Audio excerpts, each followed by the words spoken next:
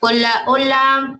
Buenas noches, niños y niñas. Estoy pues decidiendo mandar esta clase ya grabada porque creo yo que en todo Sonsonate estamos recibiendo en estos momentos una deliciosa lluvia, pero que nos interfiere con respecto a la recepción de la señal y también por la cuestión del sonido.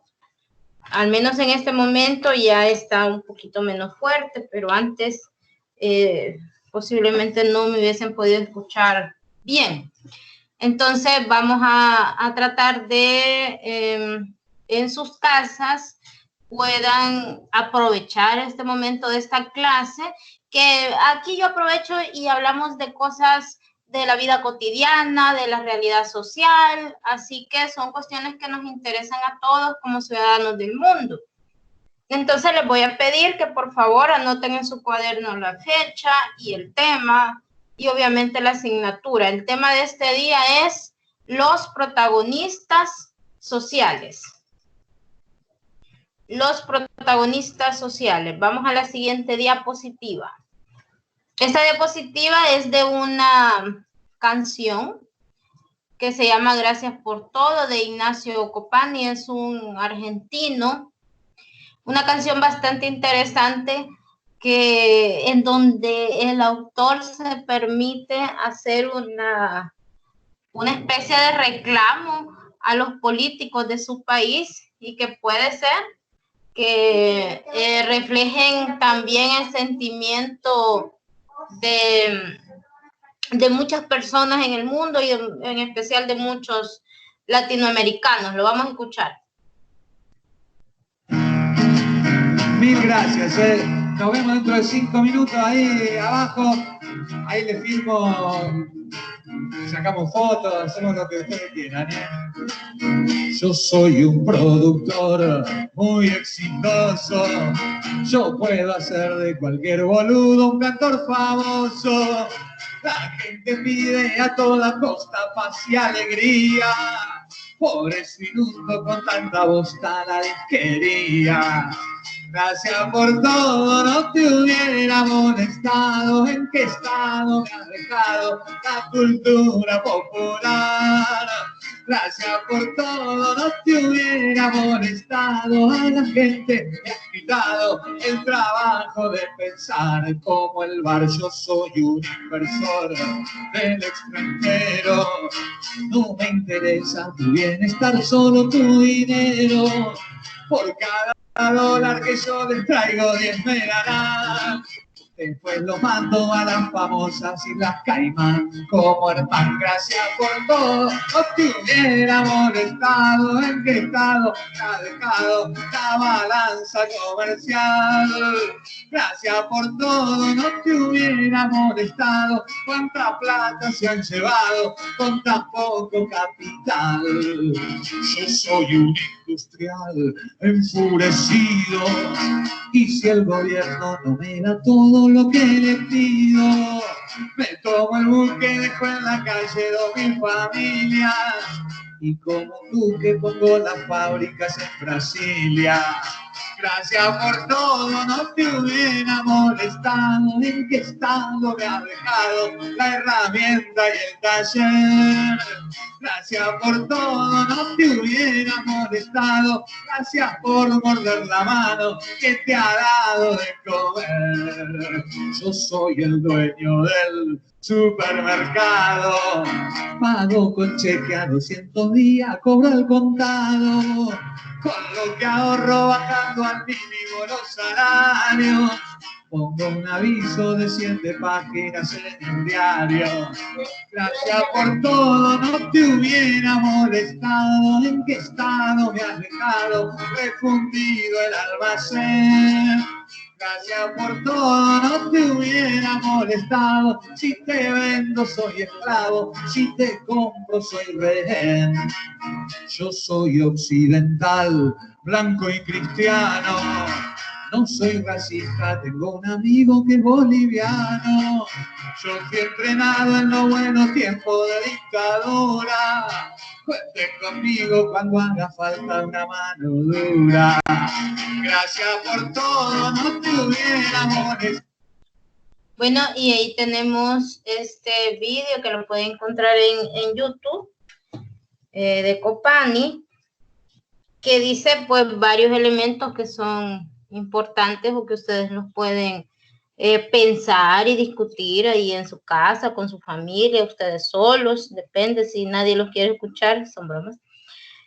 Por ejemplo, me viene a la mente considerar hace algunos años, pues se da a conocer aquel que se filtró una información que fue conocido como los Panama Papers, ¿verdad? Donde quedaba en evidencia que muchísima gente de tanto de los gobiernos, incluso de la misma iglesia, jugadores famosos, artistas muy conocidos, pues tenían todas sus fortunas y todo su dinero en algunos paraísos fiscales, llamados así, como las Islas Caimán, como Panamá, y pues es un robo masivo hacia los estados, porque ese dinero perfectamente pudo ser usado en obras sociales y no precisamente de personas que les hace falta el dinero, ¿verdad? Pero que también pagan fuertes sumas considerables, parte de su fortuna a estos abogados para que les ahorren aún más. Muy interesante eso.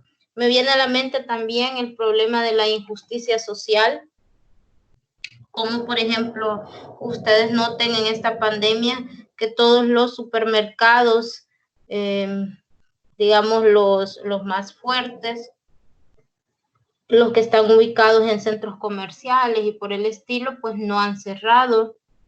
En ningún momento se les ha puesto ninguna restricciones.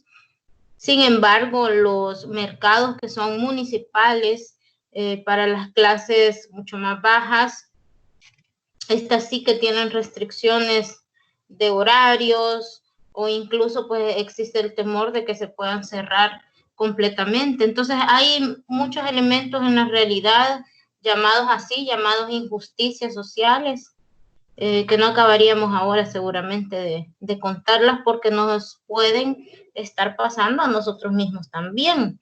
Y en ese aspecto es que entra esta parte de ser un actor social, o sea, alguien que puede influir en los cambios y quitar como ese velo de que ser un ciudadano responsable es solamente vía escribir en Facebook o vía insultarnos en Facebook, que es lo que generalmente sucede. Se mueve mucha información a través de las redes sociales, pero quizás no sea la forma más concreta de poder cambiar, modificar estos elementos de injusticia social que nos pueden estar llegando a nosotros mismos. En la diapositiva, estamos en la diapositiva 3, las formas en que los seres humanos se relacionan dentro de la sociedad, así como las actuaciones que estos modos de agrupación determinan, constituyen uno de los elementos de partida fundamentales del estudio sociológico. Recordemos que nosotros siempre estamos actuando, por eso somos personas. Alguna vez lo mencionamos en la clase, hay una diferencia entre individuo y persona. La persona es aquella que lleva una máscara, que se considera un actor, ¿verdad? La máscara es en determinados momentos yo tengo este tipo de actuación y es completamente válido. Ninguno de nosotros, tanto ustedes como yo, actuamos como individuos porque siempre nos detenemos al momento de hacer o decir. Nos detenemos porque sabemos que tenemos que cumplir con un papel que es determinado socialmente. Tanto así que mucho se habla, por ejemplo, de los papeles de género, ¿verdad? Que es una cuestión discutida. ¿Qué cosas deben hacer las niñas y qué cosas deben hacer los niños? ¿Qué está permitido para una niña? ¿Qué no está permitido para, etcétera? Según nuestro género. Y como ciudadanos también hay un grupo de normas sociales, pero también de reglas que están contenidas en los códigos, me refiero yo a las leyes, y que sabemos que si las violentamos, pues nuestra recompensa será ir a la cárcel o pagar una multa, etcétera. Entonces, todo el tiempo nosotros estamos viviendo conforme a lo que se supone que como ciudadanos y como personas debemos hacer. Los individuos y la colectividad, eso ustedes lo van a ver acá en esta diapositiva 4. El grupo de individuos forman la colectividad. Eso es bastante obvio, ¿verdad? Pero hay que ponernos a pensar que, si bien es cierto, una sola golondrina no hace verano, y está muy bien dicho eso, la colectividad es lo que puede permitir los cambios, pero también a veces esos cambios tienen que venir desde una persona, tiene que haber una persona que esté impulsando, que pueda ser como ese líder, como alguien que tenga la visión suficiente para arrastrar a los demás. Y lo podemos ver en los salones de clases, muchas veces en los salones de clase dicen, ¿y quién es el líder acá? Y algunos dicen, este es un líder positivo, este es un líder negativo, eso dependiendo de la agenda que tenga, de sus intenciones, etcétera. Y funciona, o sea, en la práctica, sociológicamente hablando, existen estos individuos que son capaces de mover a las masas, y en eso es que hay que tener cuidado, ¿no? Cuando nosotros en redes sociales o en el Vox Populi escuchamos algunas frases y que nos quieran a nosotros llamar hacia algún tipo de actitudes o de comportamiento, siempre aprender a dudar. Eso es primero un elemento tan importante que tenemos que aprender siendo nosotros universitarios. Siempre debemos dudar de lo que yo les diga, de lo que cualquier persona les diga, lo que no significa ser escépticos, así porque sí. Lo que significa es que usted siempre busca una información segunda, una información tercera, que le ayude a saber si no es que a usted lo están manipulando. Yo lo veo muchísimo en redes sociales, cómo se mandan fake news. Bueno, este término tenemos ahora con eso, noticias falsas. Y todo el mundo empieza a opinar al respecto. Y luego uno le dice, o alguien dice por ahí, miren, esa noticia es falsa. No, pero ya dijimos todo, ya nos pusimos enojados y todo, pero no nos ponemos tanto a pensar si es falsa o no.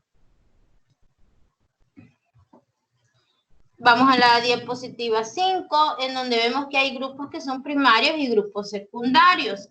Anoten por favor en su cuaderno, hagan un esquemita simple en donde pueden escribir ustedes que hay dos tipos de grupos en la sociedad, unos que son primarios y otros que son secundarios. Los grupos primarios, como pueden ver ustedes aquí en la diapositiva, se basan en la consanguinidad. Eso significa que son lazos, algunos dirían lazos de sangre, ¿verdad? Más bien de ADN. No los elegimos muchas veces, por lo menos nosotros no elegimos quién es nuestro papá, quién es nuestra mamá, tampoco elegimos nuestro contexto. Simple y sencillamente nacemos ahí y nos toca interactuar desde ahí, desde esa realidad histórica que fue dada.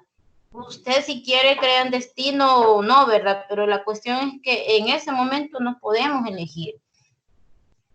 Podemos elegir otros momentos de nuestra vida y cómo tomamos eso que nos da el contexto, pero lo demás hay elementos que no se pueden elegir.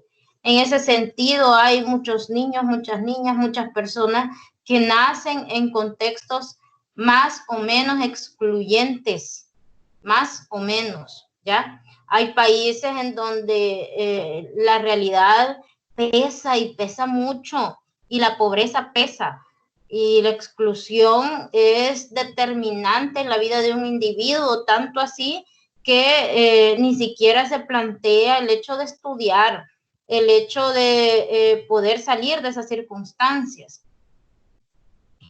Pero bien, tenemos otro tipo de acercamiento, digamos, con los compañeros de clase, con el grupo de amigos, que esos son más o menos, por parte de usted puede decidir quién es su grupo de amigos, y hay muchos dichos al respecto, como alguien puede decir, bueno,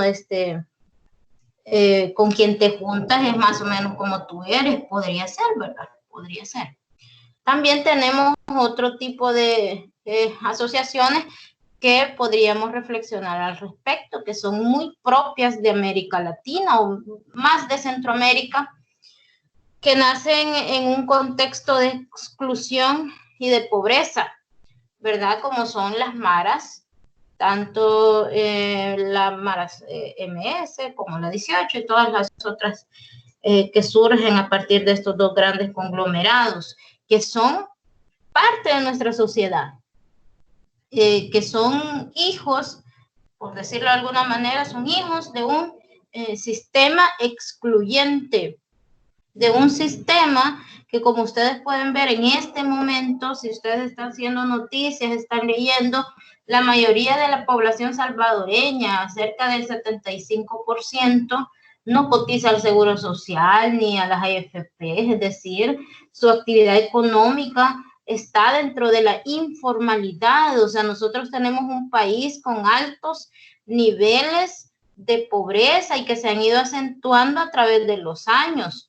Entonces, de esa pobreza y de esa exclusión que tiene que ver con la migración de los años 70, 80, 90, pues surgen estos grupos que han ido avanzando a través del tiempo. Yo les decía en la clase anterior que bien, me recuerdo muy bien cuando yo estaba todavía estudiando mi bachillerato, que yo pasaba por unas zonas allá en San Miguel, en donde los mareros, pandilleros, le decían a uno, mire, deme una cora o deme un colón, ya no me recuerdo en qué cosas que le dábamos entonces, y ya pues, pero no se había recrudecido la violencia. Eso, como les digo, ha sido un proceso de al interior de esas mismas pandillas, de cómo han ido evolucionando, de tal manera que algunos creen que se van a convertir en verdaderos cárteles y posiblemente, ¿verdad? Estos grupos van evolucionando. Ahora, lo que usted tiene que pensar es cómo se ataca un producto que es de la pobreza y de la exclusión social, que está muy focalizada en determinadas colonias, aunque ahora está en cualquier parte, pero no nacen en todo el país en sí, sino en determinadas colonias muy populosas, donde la gente vive del día a día. Entonces la pregunta es, y es una pregunta válida y es una pregunta sociológica, ¿cómo se ataca un problema que surge en esas condiciones que acabamos de decir? Y bueno, pues por ahí les escribo aquí en la diapositiva cómo ellos también pues tienen sus rituales, entre ellos entienden bien su vocabulario, ¿verdad? Y sus formas y sus valores. Recuerden ustedes que les guste o no les guste lo que estas personas hacen, pues ellos tienen su código y sus valores, que entre ellos tiene sentido. Para mí puede que no tenga sentido, ¿verdad? Pero sociológicamente para ellos tiene sentido lo que hacen, porque hay un fuerte sentido de pertenencia, mucho más que el que usted pueda tener con cualquier organización a la que asiste. ¿Qué quiero decir con esto? A veces en las empresas, por ejemplo, y en las universidades, nosotros queremos tener dicen, un sentido de identidad. Y qué complicado es ese sentido de identidad en cualquier tipo de organización. Es que no nos sentimos parte de nada. Pero en estas organizaciones como las pandillas sí que se sienten parte. Sí que le encuentran sentido. Entonces hay que analizar todas esas cuestiones que están dentro de esa estructura y dentro de esos valores. Vamos a la siguiente diapositiva. Hay unos grupos que son secundarios, hay reglas establecidas, hay formas de agrupamiento. Por ejemplo, cuando usted quiere formar parte de un partido político, y algunos dicen, es que yo quiero estar en un partido político para hacer el bien. Bueno, yo no los quiero decepcionar, pero ¿qué dice la teoría? La teoría dice, los partidos políticos me sirven para una cosa y se llama llegar al poder. ¿Cómo se usa ese poder, que es en sí político, que es un poder económico? Eso lo podríamos discutir. Pero el sentido de pertenecer a cualquier estructura de tipo político es tener acceso al poder. Por eso es que en El Salvador hay, por ejemplo, hay un diputado independiente. Yo creo que a esta diapositiva habíamos llegado la vez anterior, y está por ahí el diputado independiente, que por cierto, en la primera, quiero decir, el día que fue la toma de posesión, que se presentan todos los diputados, lo dejaron por ahí en un ladito, ¿verdad? Estaba el resto de los que sí estaban dentro de una estructura de partido político, estaban sentando una posición y lo dejaron por ahí aislado. Bueno, y ahora ya no sucede eso, ya le pusieron su curul y toda la cuestión y se normaliza. Pero de 84 solo hay uno que es un diputado independiente, que no ha llegado a través de un partido político.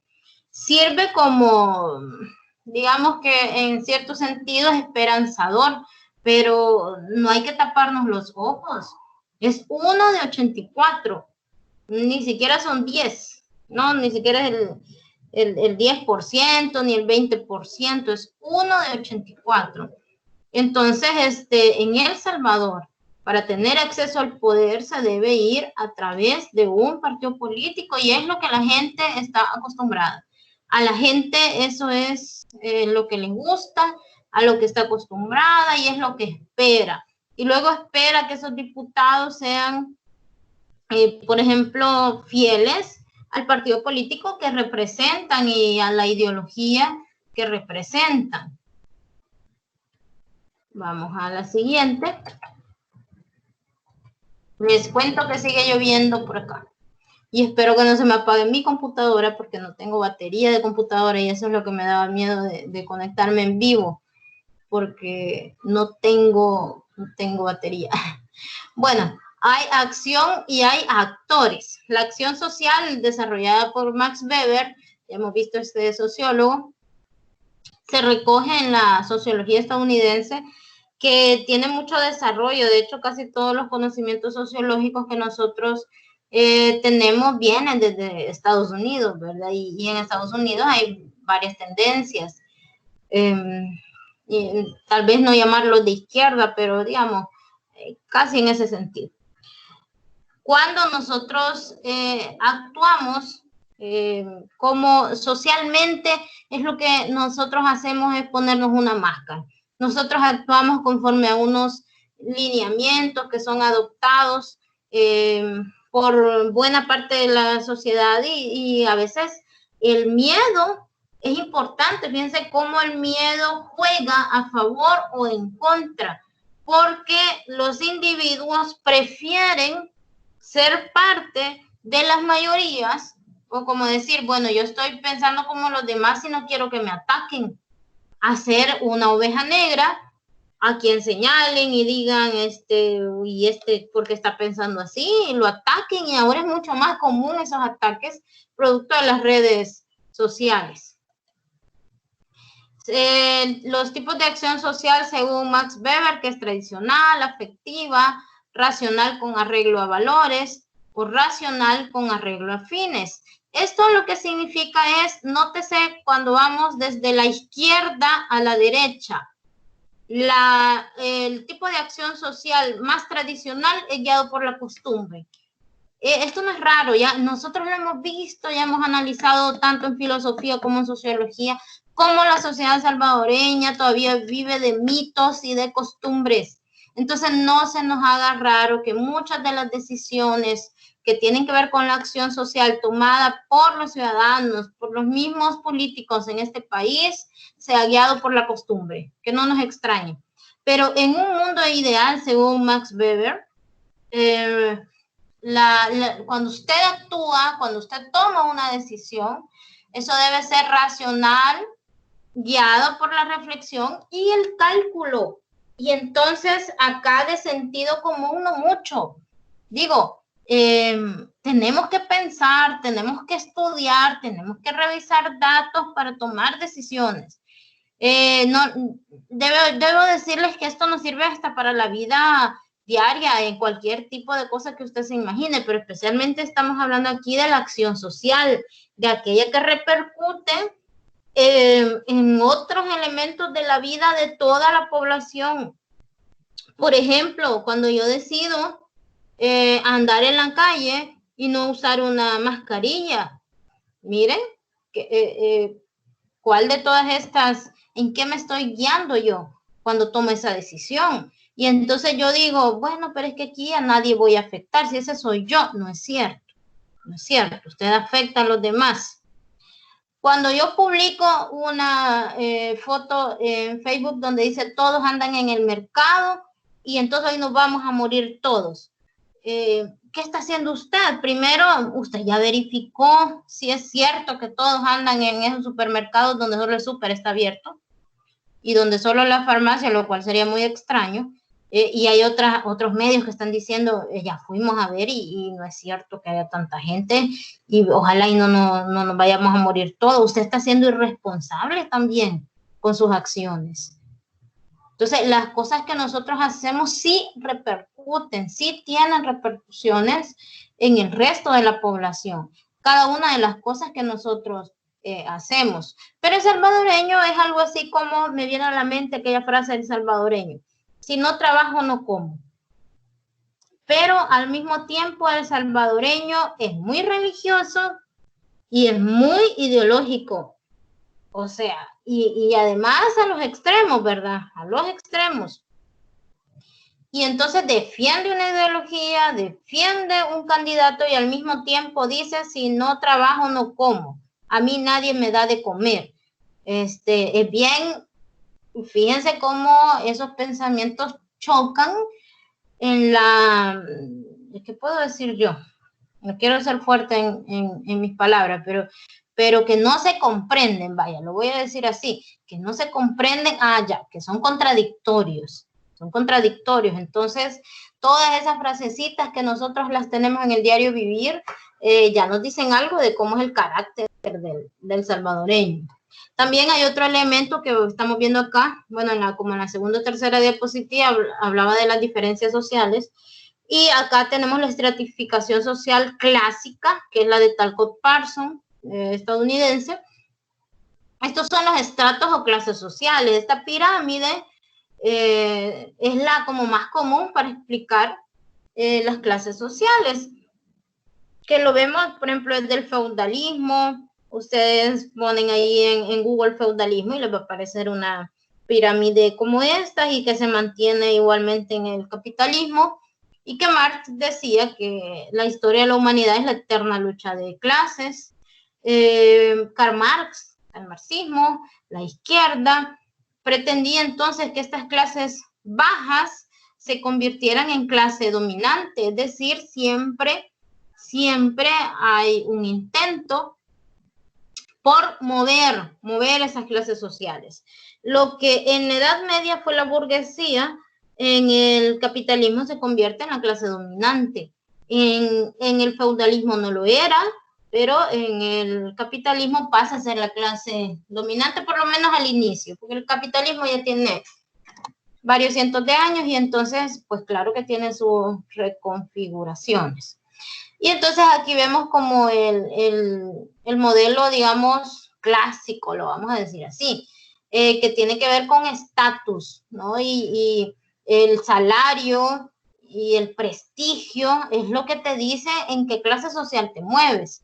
Les recomiendo yo el libro de, espérame que me recuerde ahorita, se llama, se llama Sociología General de Martínez Peñate, un salvadoreño que le dedica todo un capítulo a hablar de las clases sociales en El Salvador. Entonces, dice la teoría que nosotros nos podemos mover en las clases sociales, tanto el que está en la clase alta puede llegar a ser clase baja, o el que está en clase baja puede llegar a ser media o alta. Eso es lo que dice la teoría, ¿verdad? Bueno, habría que pensar entonces, ¿y qué creen ustedes? Hace mucho tiempo se creía entonces que la educación hacía que yo me moviera de una clase social a otra, pero en la actualidad no sé qué tan cierto sea eso. Yo quiero que ustedes piensen al respecto, si la educación, cuando me refiero a la educación, me refiero a la escolarización, a los títulos académicos, si eso nos permite movernos de una clase a otra. Y hay sociedades en donde el sistema de clases es bien complicado, como por ejemplo en la India, que no le llaman clases sociales, sino castas sociales. Sí, hay una casta que es la última, ¿verdad? Que se llaman los intocables, literal los intocables. Nadie los puede tocar porque están inmundos, porque son gentes indeseables. Y sucede que si tú naciste ahí zapatero te quedas para toda la vida. Eso es como sucede ahí. Hay otra teoría que habla de los roles adscritos y roles adquiridos. Entonces, en la India hay roles adscritos. Si su papá fue panadero, usted será panadero. Si su papá es multimillonario, usted también. Es decir, su rol adquirido no se mueve básicamente a través de las generaciones. Y yo estoy gritando porque ya está lloviendo otra vez por acá. Y bueno, en la gran mayoría de las sociedades occidentales se concede un estatus superior a quienes consiguen el aplauso del gran público, y por eso le pongo por ahí una alfombra roja.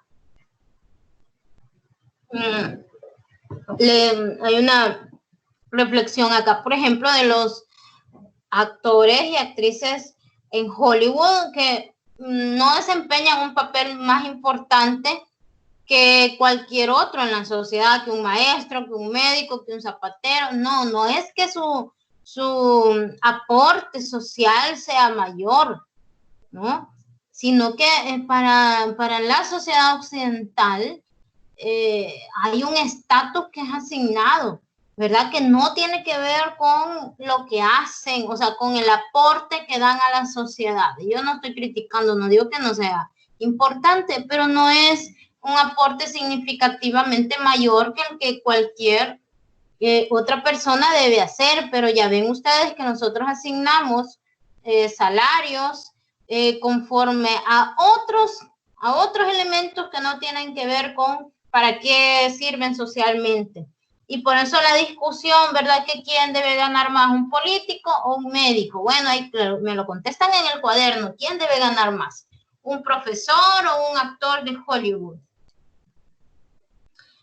Hay una clase social y hay una superestructura. Creo que en alguna clase yo les había dicho, bueno, la teoría marxista nos habla de la superestructura. Es que imagínenselo así, como algo superior, superestructura, en donde se encuentra el Estado y la ideología. Por eso es que cuando la gente dice que si yo no trabajo, no como, no es cierto. O sea, hay un conjunto de políticas públicas que vienen desde el Estado y todo su aparataje, que pueden favorecer o no a las grandes mayorías de una sociedad. Hay estados mucho más democráticos o menos democráticos en donde se puede percibir que su interés principal es beneficiar a aquello, y hasta lo voy a llevar yo a la diapositiva que acabamos de pasar. Hay estados en donde su beneficio es, miren, lo que está aquí en la punta, las clases altas. Y otros estados, por ejemplo, mucho se critica al estado venezolano porque su interés fue miren, en verdecito fue la clase media. No, perdón, fue la clase baja. Y casi que desaparece a la clase media. Y la clase media es la que tiene acceso al internet, de la que cotiza y no sé qué, y se armó un gran problemón en Venezuela. Y entonces hay estados que tienen una agenda y ustedes tienen que pensar en El Salvador cuál es la agenda. Eso no se lo voy a decir yo, porque como maestra, aunque yo tengo mis propias opiniones, solo se los dejo planteadas porque debo ser lo más objetiva posible. Entonces hay que pensar cómo se ejerce el poder desde el Estado, porque el Estado además son los que tienen el uso legal de la fuerza. Oiga bien, ¿qué significa eso? Que ellos pueden hacer uso, doblar la mano, dar una pechada, golpear, y dentro de los cánones es normal, porque se permite el uso de la fuerza, pero también hay otros, vamos a decir, otros elementos de derecho internacional o de derechos humanos que limitan en algunas situaciones.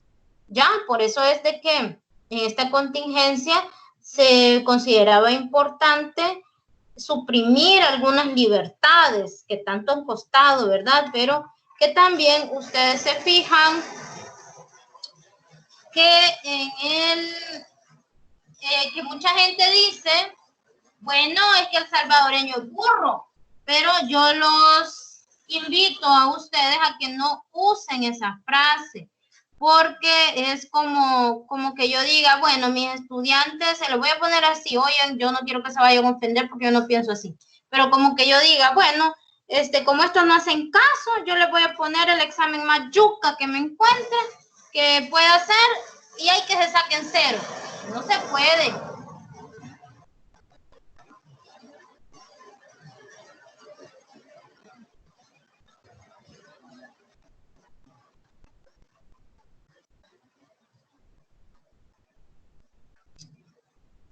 Y bien, el concepto de clase social, que tiene que ver con un grupo de individuos que están ahí porque tienen más o menos los mismos ingresos, y eso tiene que ver con una teoría marxista, y que nos dice que cuando usted sabe a qué clase social pertenece, usted puede decidir entonces cómo actuar y qué cambios hacer. Voy a ir terminando, que la lluvia está bastante, ya no puedo estar, estoy gritando.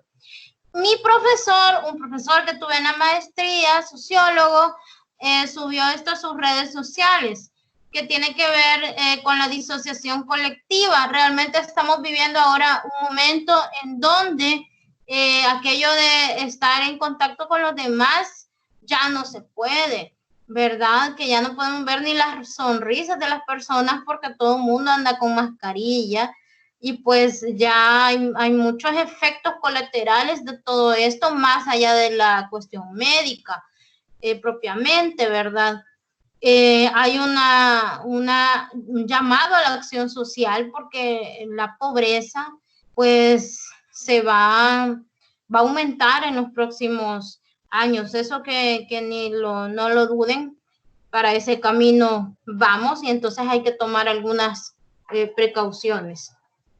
¿Para qué? Esta fue una foto, yo ya no recuerdo de qué año, pero a mí siempre me ha impactado, y es un poquito viejita, que ganó un premio, lamentable, ¿verdad?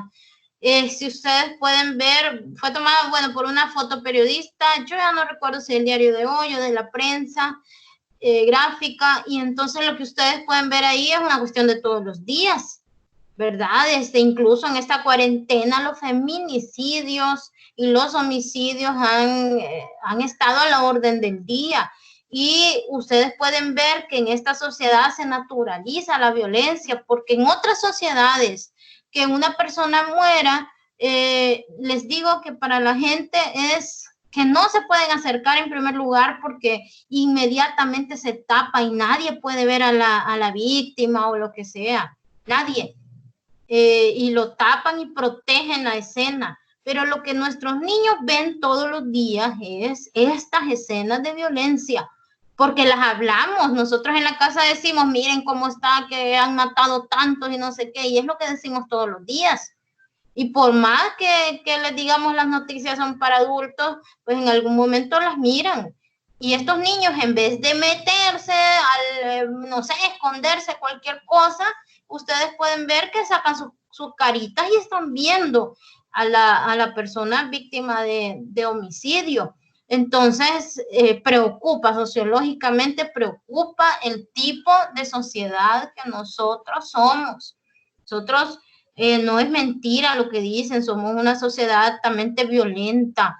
En nuestras actitudes se refleja en cómo nos relacionamos con los demás, en cómo pedimos, incluso cómo pedimos un favor. El salvadoreño es muy curioso cómo pide favores.